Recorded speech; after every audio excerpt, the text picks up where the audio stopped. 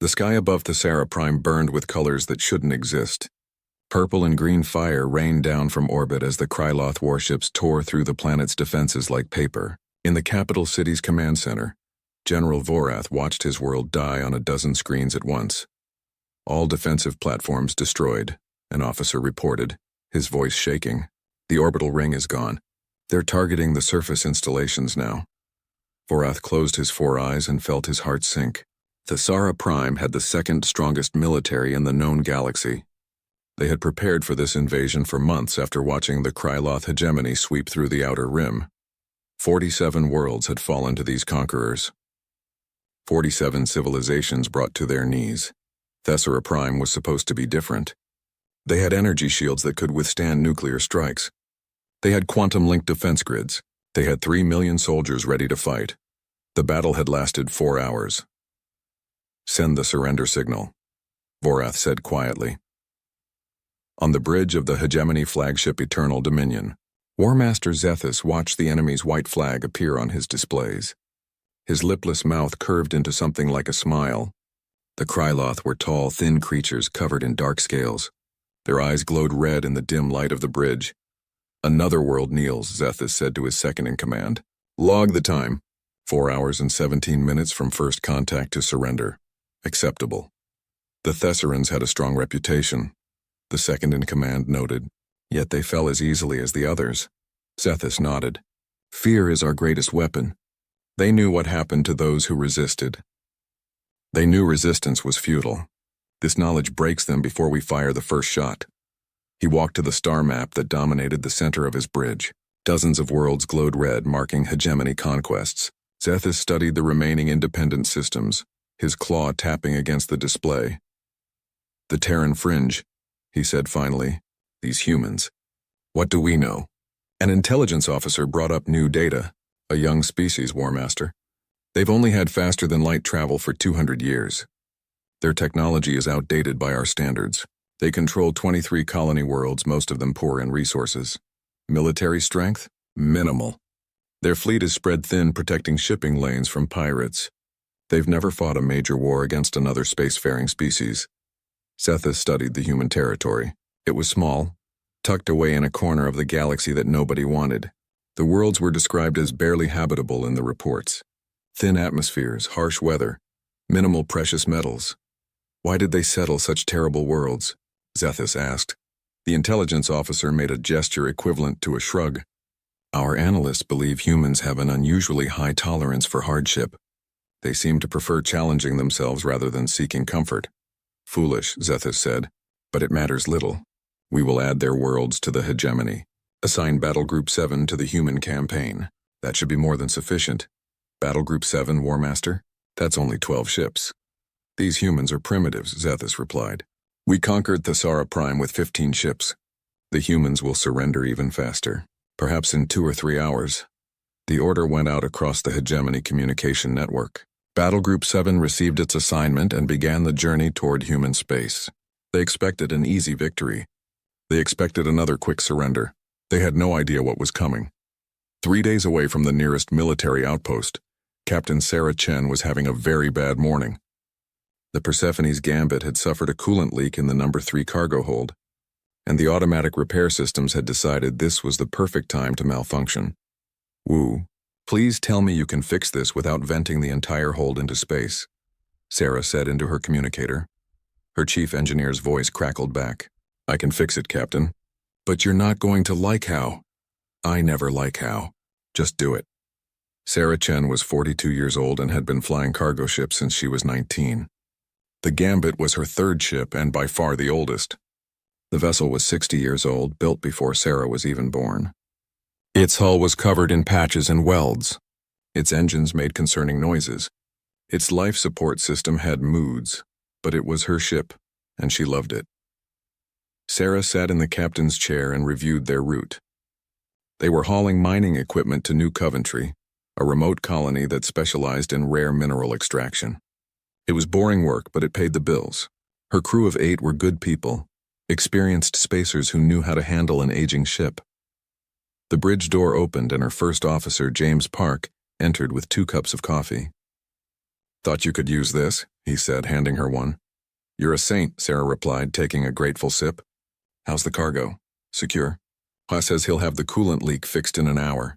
James paused. We're getting some strange reports on the long-range channels. Strange how? Distress signals from the inner colonies. Something about an invasion fleet. James pulled up the communication logs on his tablet. It's probably nothing. You know how rumors spread. Sarah felt a cold weight settle in her stomach. Show me. The reports were fragmented and hard to verify, but they all said the same thing.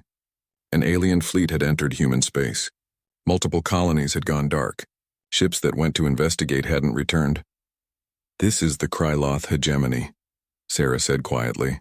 It has to be. I've been following the news from the Outer Rim. They've been conquering everything in their path. Surely our military can handle them, James said, but his voice lacked conviction. Sarah pulled up a star map and felt her blood run cold. Our fleet is weeks away. They're deployed in the far reaches dealing with pirate activity. She zoomed in on the map, tracing possible invasion routes. If the hegemony comes through the Tanis corridor, there's nothing between them and Earth. How long until they reach the core worlds? If they move fast, a week, maybe less. James set down his coffee cup. What do we do? Sarah looked at her worn, patched, barely functioning cargo ship. She looked at the route to safety. Then she looked at the map showing the Tanis corridor, the narrow passage that led to humanity's heart. Get me Admiral Holland on the command frequency, she said, and tell the crew to prepare for a course change. Where are we going? Sarah's jaw tightened. To buy humanity sometime. 3 days later, War Master Zethus received his first report from the human campaign. Battle Group 7 had entered the Tanis corridor and was making excellent progress. 4 human colonies had been neutralized without resistance. The populations had evacuated before the hegemony arrived. They run, Zethus observed. Like all prey species, they abandon their nests and flee. The humans appear to be retreating toward their core worlds, his intelligence officer reported. We're following the only viable hyperspace route through this region. At current speed, we'll reach their primary worlds in 72 hours. And their military response? None yet. We believe their fleet is still days away from an effective defensive position. Zethus felt a flicker of disappointment.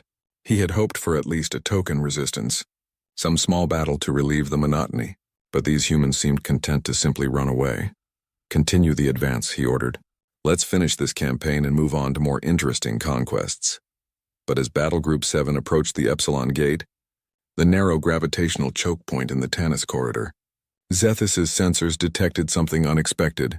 A single ship waited in their path. One small, old cargo hauler. Zethus stared at the display, confused. Is this a malfunction? No, War Master. We're receiving a transmission from the vessel. Put it through. A human female's voice filled the bridge, speaking an accented but clear hegemony standard language. This is Captain Sarah Chen of the Terran vessel Persephone's Gambit. You are entering Terran space without authorization. Turn back now or be destroyed. For a moment, Zethus couldn't process what he was hearing. Then he began to laugh. His officers joined him, the bridge filling with harsh Kryloth laughter. 1 cargo ship against 12 warships, 1 human against the hegemony. This should be amusing, Zethus said. Rear Admiral Marcus Holland stared at the tactical display in the Terran Defense Force Command Center and felt the weight of 8 billion lives pressing down on his shoulders. The news was worse than anyone had imagined. Confirm those numbers, he said to his intelligence officer. Confirmed, sir. The Kryloth hegemony has deployed a battle group into human space. 12 warships. They've already neutralized 4 outer colonies without firing a shot. The colonists evacuated before they arrived. Smart, Holland muttered. No point dying for empty buildings. What's their heading? They're following the Tanis corridor, sir. It's the only practical hyperspace route to our core worlds. They'll reach the Epsilon Gate in approximately 18 hours. Holland pulled up detailed scans of the Epsilon Gate. It was a natural gravitational anomaly, a narrow point where ships had to drop out of hyperspace and navigate carefully through intense gravity fields. It was like a doorway, and once the hegemony passed through it, nothing stood between them and 14 human colonies, including Earth. Where's our fleet? Holland asked, though he already knew the answer. 3 weeks away, sir. Admiral Chen's battle group is engaged in anti-piracy operations in the far reaches. They received the recall order an hour ago, but even at maximum speed, they can't arrive in less than 21 days. 3 weeks. The hegemony would burn through human space in 3 days at their current pace. Holland's hands clenched into fists. We need someone at the Epsilon Gate, someone to slow them down, make them cautious, buy us time for the fleet to return. Sir, we don't have any military assets in that region. The nearest patrol ship is 48 hours away. Then put out a general call, Holland said. Any ship, military, civilian, I don't care. We need someone to hold that gate for 72 hours. His second-in-command looked at him with undisguised horror.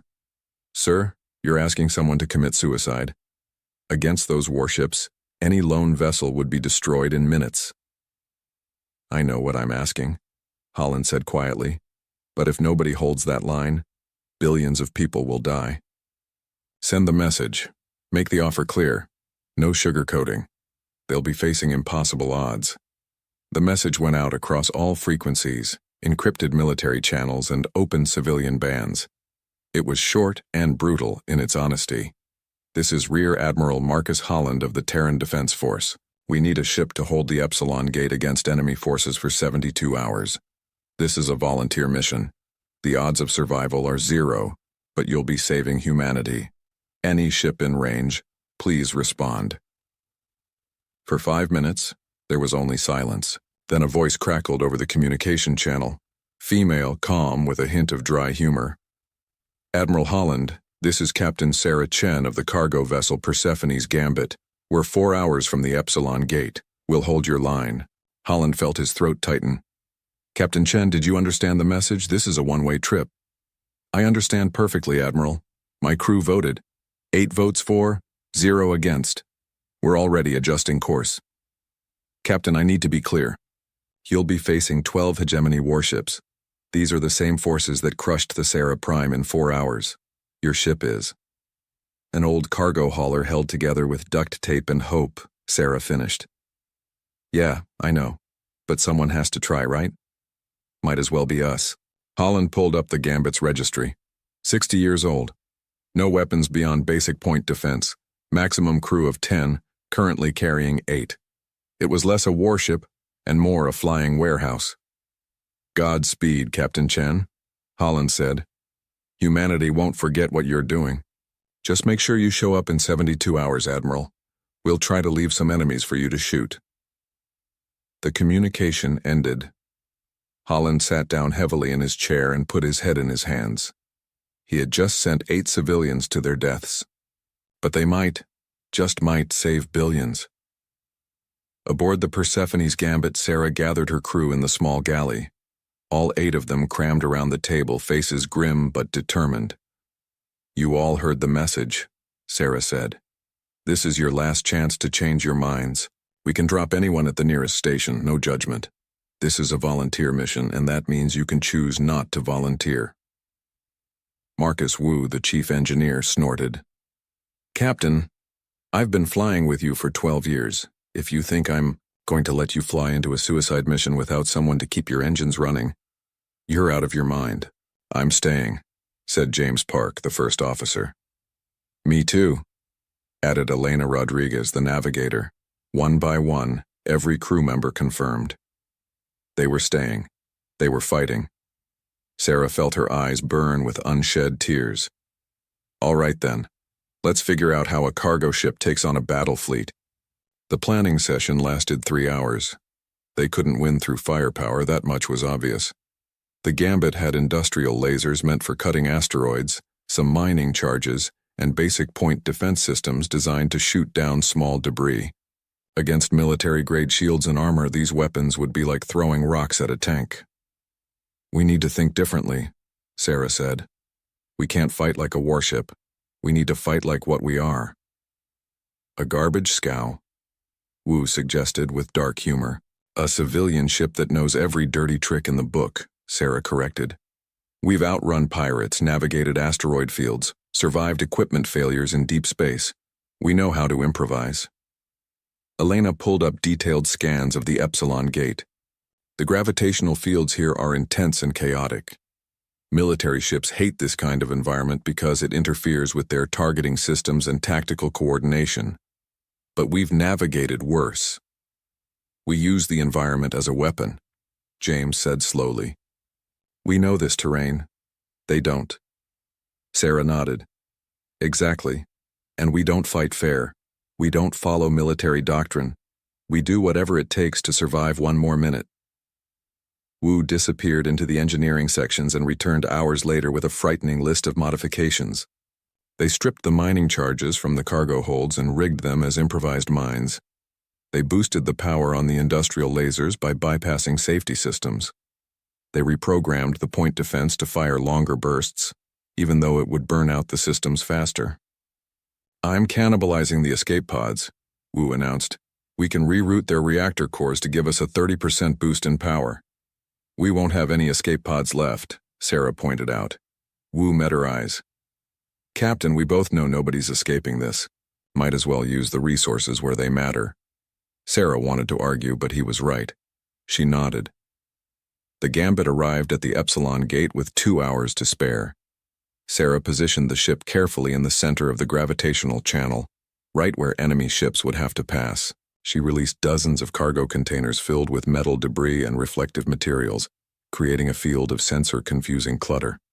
It's not much, Elena said, looking at their preparations. No, Sarah agreed. But it's what we have. Everyone to stations. Check your suits. Once the shooting starts, we'll be taking hull breaches. The crew dispersed. Sarah sat in her captain's chair and pulled up a picture on her personal screen. Her daughter, smiling, standing in front of her university. 22 years old now, studying to be a teacher. She lived on Earth. I'm doing this for you, baby, Sarah whispered. The sensors began screaming. 12 massive signatures dropped out of hyperspace at the edge of the gate. The hegemony had arrived. Sarah opened a communication channel. She'd practiced this speech in her head for the last few hours, trying to sound confident, trying to sound like someone who could stop an invasion fleet. This is Captain Sarah Chen of the Terran vessel Persephone's Gambit. You are entering Terran space without authorization. Turn back now, or be destroyed. For a long moment, there was no response. Then Sarah heard it. Laughter. Harsh, alien laughter filling her communication channel. A translated voice spoke, dripping with contempt. One cargo ship threatens the hegemony? This is amusing. I am War Master Zethus. Surrender now and we will grant you a quick death.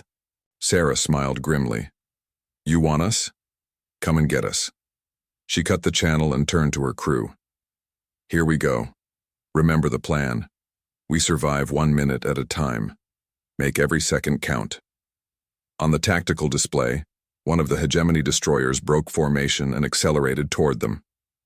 The battle for Epsilon Gate had begun. Sarah's hands flew across her controls. Elena, plot a course through Grid 7. Wu, I need those lasers ready to fire on my mark. Ready, Captain. The destroyer closed to weapons range and opened fire. Energy bolts streaked through space, brilliant and deadly. Sarah yanked the Gambit hard to starboard, using the gravitational eddies of the gate to pull them into an unexpected angle. The enemy fire missed by 50 meters. Their targeting computers aren't compensating for the gravity fluctuations, James reported. They're fighting by their sensors, not their instincts. Then let's make their sensors useless, Sarah said. She triggered one of the prepared cargo containers. It exploded, releasing a cloud of reflective chaff that scattered the destroyer's targeting beams. In the confusion, Sarah brought the Gambit in close. Dangerously close. So close she could see details on the enemy hull. Woo! Now! The industrial lasers fired, not at the destroyer's shields, but at the magnetic mines they'd planted on debris floating in the chaff field. The mines activated, pulled toward the destroyer's metal hull by their magnetic locks, and detonated. The explosion wasn't large enough to destroy the warship, but it didn't need to be. The shaped charges directed toward Master Zethus stared at the destroyed destroyer and felt something he hadn't experienced in years. Surprise. Not fear. Not yet. But genuine surprise. Report, he demanded. His tactical officer scrambled to analyze the battle. The human vessel used magnetic mines attached to debris. They lured our destroyer close, then activated the mines. Our commander didn't detect the trap until too late. One cargo ship just destroyed a hegemony destroyer, Zethus said slowly. One cargo ship. To be fair, Warmaster, the destroyer was only disabled, not destroyed. Zethus's clawed hand slammed down on his command console. Disabled is destroyed in the middle of enemy territory. That ship is dead weight now. Its crew is stranded. He took a deep breath, forcing himself to think tactically. This human captain is clever. She knows she can't win through conventional combat, so she's using traps and tricks. Should we proceed with caution, Warmaster? No, Zethus decided. We overwhelm her with numbers. Send 3 ships. Approach from different vectors. She can't trap all 3 at once. 3 hegemony cruisers advanced on the Persephone's gambit. They moved carefully now, scanning for mines and debris traps. Their shields were at maximum power. Sarah watched them come and felt sweat running down her back despite the ship's cold temperature. 3 at once. Her first trap had worked because the enemy was overconfident. They wouldn't make the same mistake twice. "Woo, how's our reactor holding up?" she asked. "We're running at 115% of rated capacity. I can push it to 120 for short bursts, but much more and we risk a containment breach. We'll take what we can get." "Elena, I need a micro-jump calculation." Her navigator's face went pale. "Captain, micro-jumps this close to a gravitational anomaly are insane. The equations alone could take hours to calculate safely." "You have 3 minutes," Sarah said. "And it doesn't have to be safe. It just has to work once." Elena's fingers flew across her console, pulling up hyperspace calculations that would make any military navigator refuse the assignment. Micro-jumps were short-range hyperspace hops, usually only a few thousand kilometers. Near a gravitational anomaly like the Epsilon Gate, the risk of catastrophic failure was nearly 100%. "Got something?" Elena said. "Maybe. Probably. There's a 60% chance we make it. 30% chance we get torn apart in hyperspace. 10% chance we miss our exit point and end up halfway across the galaxy." "I'll take those odds," Sarah said. "Everyone secure." The 3 cruisers opened fire simultaneously. Energy beams lanced through space, targeting the gambit from 3 different angles. Sarah waited until the last possible second, until her shields were screaming and her hull was starting to heat up from near misses. "Jump!" she shouted. The gambit flickered and vanished. For 1 terrible second, Sarah felt the universe twist around her. The ship shook so violently that her teeth rattled. Alarms screamed. Something in the engineering section exploded. Then they dropped back into normal space, directly behind one of the cruisers. "Weapons range," James reported. "Their rear shields are weaker." Sarah didn't hesitate. She dumped emergency power to the industrial lasers and fired everything they had.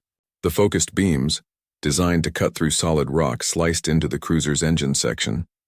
The enemy ship tried to turn, but Sarah was already moving, using the gravitational currents to slingshot around the crippled vessel. "Venting reactor plasma," Wu announced. The gambit released a cloud of superheated gas from its damaged systems, creating a blinding fog that confused sensors and blocked targeting. The second cruiser fired blind, hitting its own damaged companion instead of the gambit. "2 down," Sarah muttered. "1 more." But the third cruiser had anticipated her move. It was already in position, weapons locked. Sarah saw the energy build up and knew she couldn't dodge in time. "Brace for impact." The beam hit the gambit amidships. Shields failed instantly. Armor plating melted. Atmosphere vented from 3 compartments. The ship spun wildly, tumbling through space. Sarah fought the controls, barely managing to activate emergency thrusters. "Damage report." "We've lost cargo sections 2 and 4, James called out. "Hull breaches on decks 1 and 3. Medical bay is gone. Point defense is offline.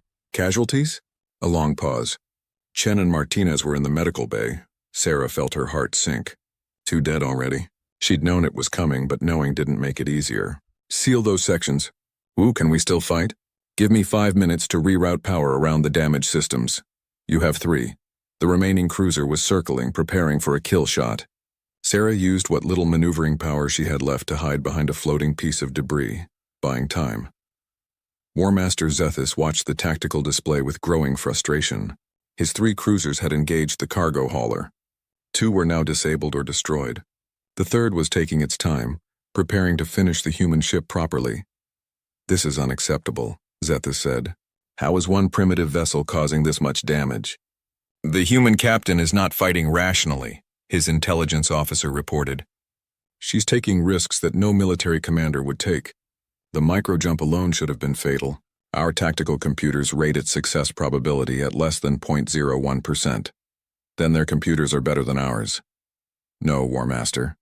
According to our scans, their navigational computer is 60 years out of date. We believe the human calculated that jump manually. Zethus turned to stare at his officer. Manually? A hyperspace calculation with that many gravitational variables? That's impossible.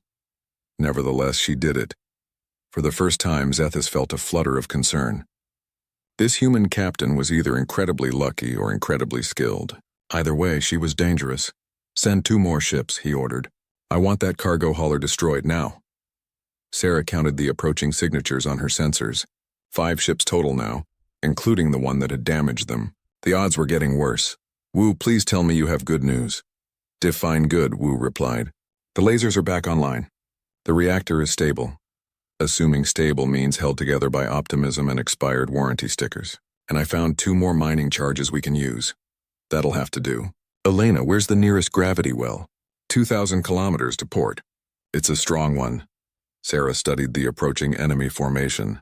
They were being more careful now, maintaining formation, covering each other's weak points.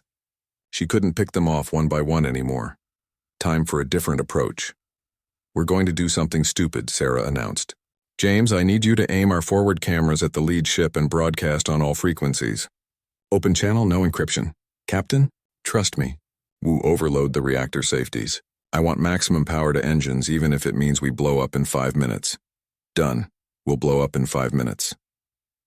Sarah took a deep breath and opened the communication channel. War Master Zethus, I'm guessing that's you in the lead ship. I've got a proposal. Zethus's translated voice came back immediately. You dare speak to me, human? I dare because I'm the one who just destroyed 3 of your ships, Sarah shot back. Here's the deal. You want to get through this gate. I want to stop you. But there's a third option neither of us has considered. And what option is that? Sarah smiled grimly. We both die right here, right now. I've overloaded my reactor. In 4 minutes, this ship is going to explode with enough force to destabilize the gravitational fields of this entire gate. The resulting collapse will destroy every ship in a 10,000-kilometer radius, including yours. It was a complete bluff. The Gambit's reactor didn't have nearly enough power to cause that kind of damage, but Zethus didn't know that.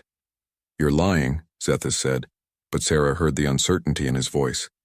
Am I? Your sensors can see my reactor output. It's climbing. You know what happens when a fusion reactor goes critical near a gravitational anomaly. The cascade effect is unpredictable. Sarah let her words sink in. So here's my proposal. Turn around. Leave human space, and we all get to live. You would sacrifice your own life? In a heartbeat. That's what humans do, War Master. We protect our own. There was a long silence. Sarah watched her sensors, wondering if Zethus would call her bluff. Finally, the War Master spoke. You are either very brave or very foolish, human. But I did not rise to command by taking unnecessary risks. We will withdraw. For now. Smart choice, Sarah said, keeping her voice steady despite the relief flooding through her. The hegemony ships began to pull back, repositioning away from the gate. Wu, shut down the reactor overload before we actually explode, Sarah said quietly. Already done, Captain.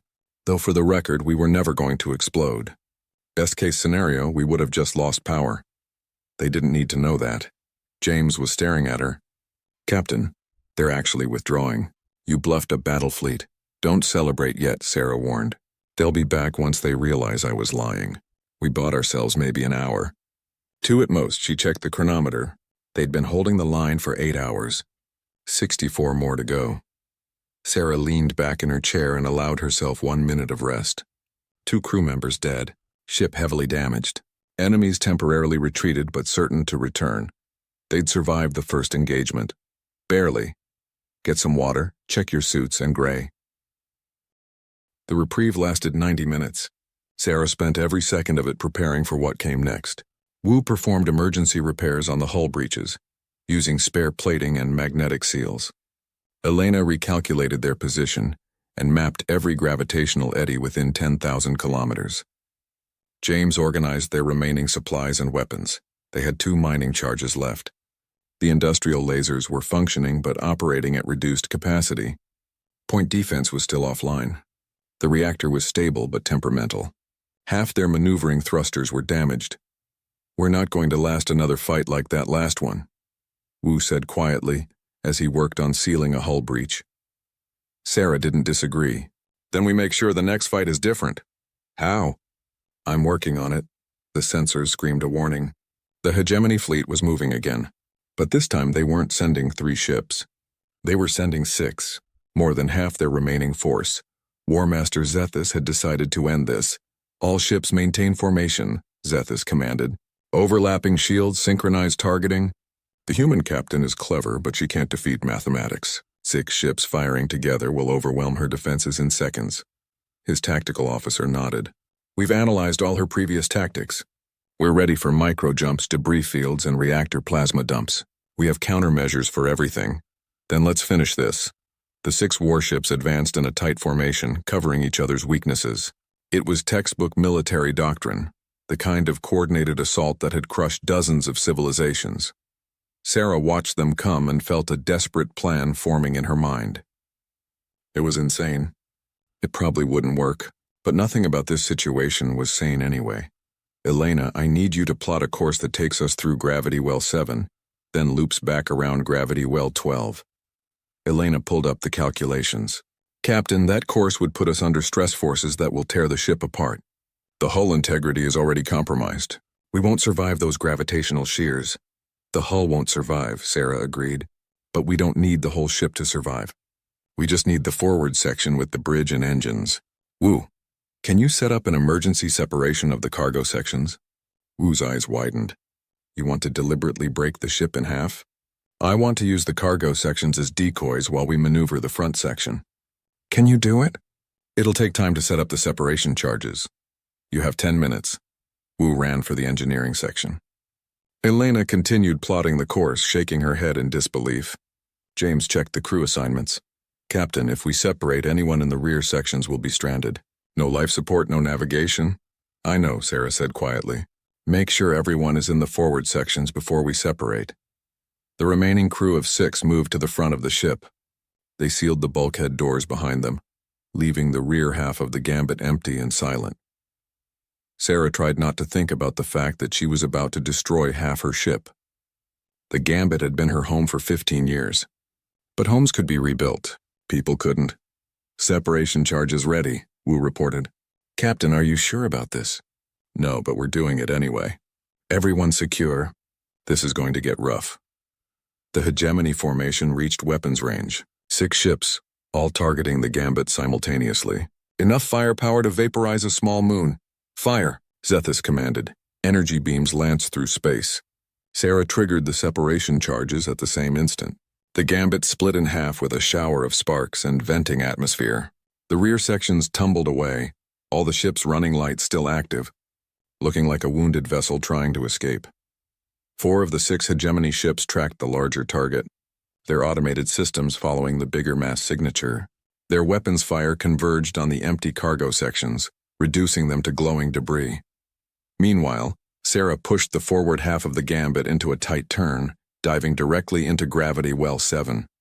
The gravitational forces grabbed the smaller ship segment and slung it forward at incredible speed. "Hull stress at 150%, Elena reported.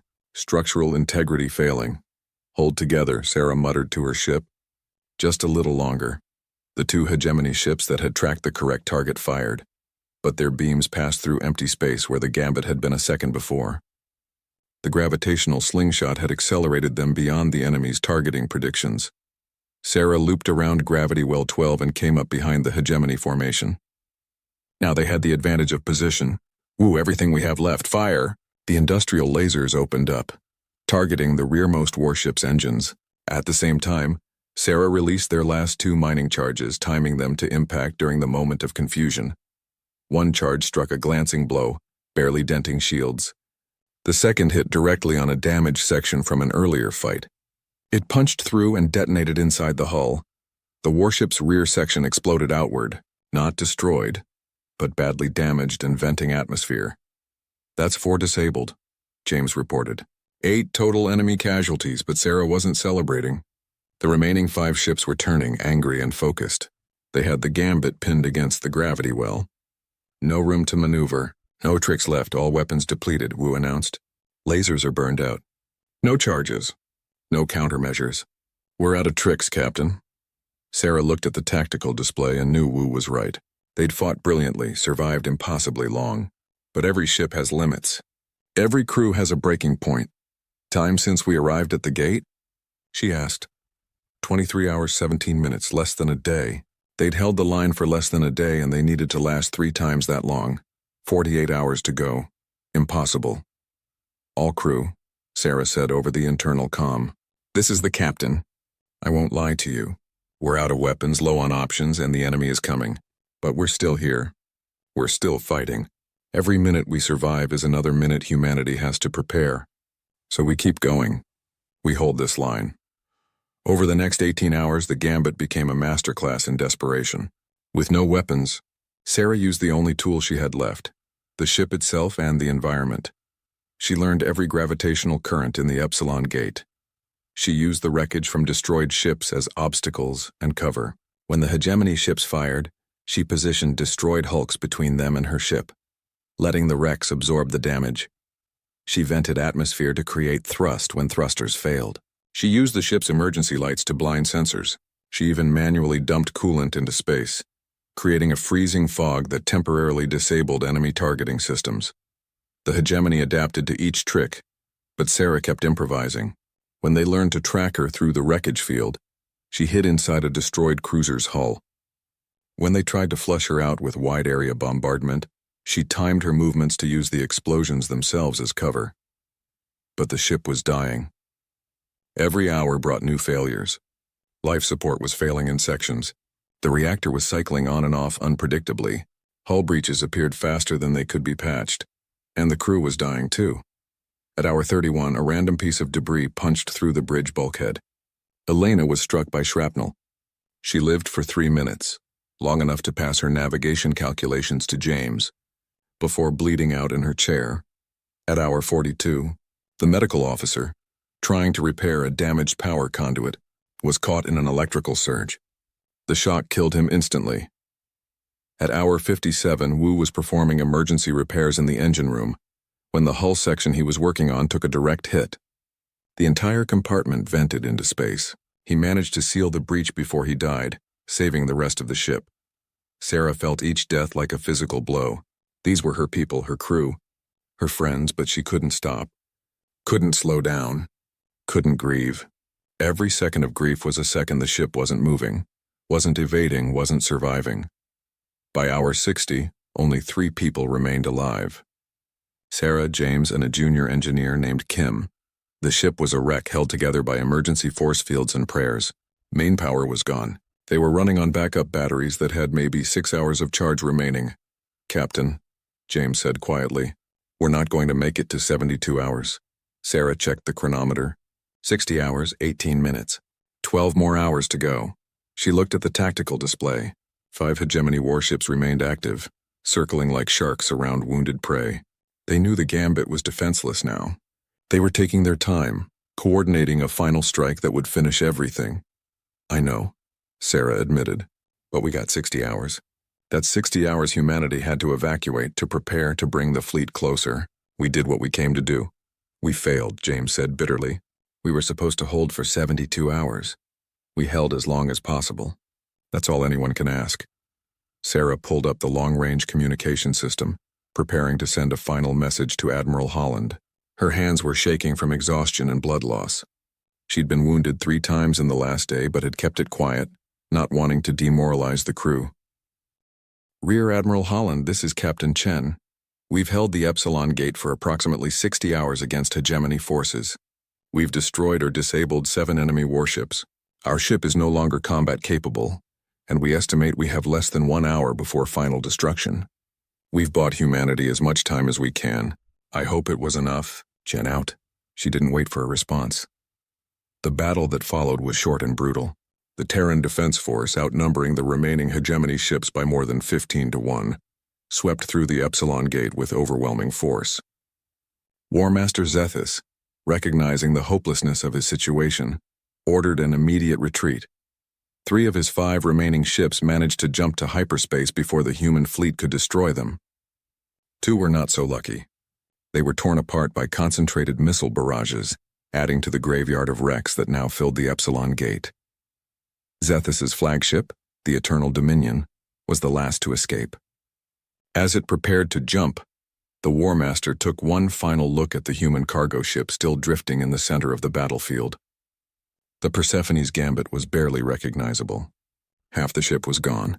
The hull was scorched and perforated with hundreds of holes. It listed to one side, venting frozen atmosphere that sparkled in the light of distant stars. 1 cargo ship. 8 crew members. 60 hours of absolute hell. Mark that ship's registry, Zethus ordered his intelligence officer. Mark the captain's name. If I ever encounter humans again, I want to know what we're facing. Yes, War Master. Should I classify them as a military threat? Zethus was silent for a long moment, watching the Gambit grow smaller as his ship prepared to jump. Classify them as something worse. Classify them as a species that doesn't know when to quit. The Eternal Dominion vanished into hyperspace, fleeing toward hegemony space with news of a species that had done the impossible. Admiral Holland directed the recovery operation from his flagship, the Thermopylae. Medical shuttles raced toward the Gambit, cutting through the debris field. Engineers scrambled to stabilize the dying ship before its reactor finally gave out. Captain Chen, this is Recovery Shuttle Delta 3. We're approaching your position. Prepare for emergency evacuation. There was a long pause before Sarah responded. Her voice was barely a whisper. 3 survivors. Bridge section. Life support is... We're on emergency oxygen. Batteries failing. Understood. We're coming in now. Stay with us, Captain. The shuttle magnetically clamped onto what remained of the Gambit's hull. Emergency cutting tools sliced through the sealed bridge door. Medical teams rushed inside, finding 3 survivors in various states of injury and exhaustion. Sarah Chen was still in the captain's chair, her hands frozen on the controls. She'd refused to let go until she knew for certain the fleet had arrived. Now, with rescue finally here, her body gave out. She slumped forward, unconscious, before the medics reached her. James Park was found at the navigation station, having taken over Elena's duties after she died. He was awake but delirious from oxygen deprivation. Kim, the young engineer, was in the engine room, still trying to keep the reactor stable even as the rescue team carried her out. She kept insisting she needed to finish the repairs. All 3 were rushed to the medical bay aboard the Thermopylae. The doctors worked for 12 hours straight, treating injuries that ranged from severe radiation exposure to broken bones to psychological trauma. Sarah woke up 2 days later in a clean, white hospital room that smelled of antiseptic. For a moment she thought she was dead. Heaven, maybe. Certainly not the Gambit's cramped, dirty bridge. Easy, Captain, a gentle voice said. Admiral Holland sat in a chair beside her bed. You're safe. You're aboard my flagship. My crew? Sarah's throat was raw, her voice barely working. James Park is recovering. Some broken ribs, severe exhaustion, but he'll make a full recovery. Kim is doing well considering. Physically fine, though the psychologists want to work with her. Holland paused. The other 5 didn't make it. I'm sorry, Sarah closed her eyes. She'd known, of course. She'd watched them die. But hearing it confirmed made it real in a way that hurt worse than any physical injury. We held the line, she whispered. You did more than that, Holland said. You destroyed or disabled 8 hegemony warships with a cargo vessel. Your stand gave us the time we needed to recall the fleet and mount a proper defense. Captain Chen, you saved billions of lives. I lost 5 of my crew. I know, and every one of them died a hero. Holland leaned forward. The hegemony has withdrawn from human space. Their remaining ships fled back through the outer rim. Intelligence suggests they've reclassified humanity as a major threat. They're not coming back. Sarah processed this information slowly. The mission was over. They'd succeeded. Humanity was safe, so why did she feel so empty? Over the next few weeks, as Sarah recovered, she learned the full scope of what had happened. The news of her stand at the Epsilon Gate had spread throughout human space like wildfire. People were calling her a hero. The government wanted to give her medals. Military academies wanted to study her tactics. The wreckage of the Persephone's Gambit was carefully recovered and transported to Earth. Engineers examined every damaged system, every improvised modification, trying to understand how such an old ship had survived so long against overwhelming odds. It shouldn't have been possible, one engineer told Sarah during her recovery. Your ship was held together by patch welds and hope. By all calculations, it should have been destroyed in the first engagement. Hope is stronger than calculations, Sarah replied quietly. When Sarah was finally well enough to leave the medical bay, she was invited to a formal ceremony aboard the Thermopylae. She went reluctantly, uncomfortable with the attention. She didn't feel like a hero. She felt like a cargo captain who'd survived when her crew hadn't. The ceremony was attended by hundreds of people, officers, politicians, journalists. Sarah stood at attention in a borrowed dress uniform, feeling out of place. Admiral Holland spoke first, recounting the battle in detail. Then the Terran Prime Minister took the podium. Throughout human history, the Prime Minister said, there have been moments when ordinary people are called upon to do extraordinary things. Captain Chen and her crew answered that call. They stood between humanity and destruction. They held a line that should not have held. They fought a battle they could not win. And through their sacrifice, they saved us all. Sarah received the Terran Star, the highest military honor humanity could bestow, even though she'd never been in the military. James Park and Kim received the same. The 5 dead crew members were awarded posthumously Wu, Elena, Chen, Martinez, the medical officer whose name Sarah couldn't say without her voice breaking. After the ceremony, as people congratulated her and shook her hand, Sarah felt disconnected from it all. They were celebrating a victory, but all she could think about was the cost. Later that evening, she stood in the observation deck of the Thermopylae, looking out at the stars. The Epsilon Gate was visible in the distance, still cluttered with debris from the battle. Not enjoying the party? A voice asked. Sarah turned to find an older woman in captain's uniform. The name tag read Martinez. You're related to... Sarah started. My nephew, the woman said quietly. Diego Martinez. He was your medical officer.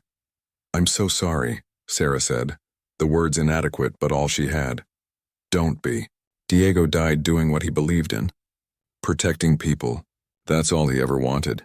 Captain Martinez looked out at the stars. I wanted to thank you for giving him a chance to make a difference, for leading them well. I got 5 people killed. No. You gave 5 people the opportunity to save billions. There's a difference. The older captain smiled sadly. Diego sent a message before the end. He said he was proud to serve with you. He said if he had to die, at least it mattered. Sarah felt tears burning her eyes. It mattered. They all mattered. The 2 captains stood together in silence, mourning the dead and honoring the sacrifice. Weeks turned into months. Sarah's physical injuries healed, though the psychological scars took longer. The Terran government offered her any position she wanted. Command of a warship, an admiral's rank, a teaching position at the academy. Sarah declined them all. I'm a cargo hauler, she told Admiral Holland. That's all I've ever been. That's all I want to be. You're a hero, Holland insisted. Heroes are people who do extraordinary things. I just did what needed doing. Sarah managed a slight smile. Besides, the galaxy still needs people to haul cargo. Eventually, she received a new ship. The Terran government built it specifically for her, a cargo vessel with state-of-the-art systems and the latest technology. They wanted to call it Persephone's Gambit 2 or The Last Stand or something appropriately dramatic. Sarah named it Remembrance. Before she left on her first cargo run, Sarah visited the Naval Museum on Earth where the remains of the original Gambit were on display. The ship had been partially reconstructed, showing the damage and the improvised modifications her crew had made. Thousands of people visited every day. School children stood in awe. Veterans saluted. Everyone wanted to see the ship that had held the line. Sarah walked through the exhibit alone, touching the scarred hull plating, seeing the bridge where Elena had died, the engine room where Wu had made his last repairs. A plaque near the entrance read, The Persephone's Gambit. Crew of 8 held the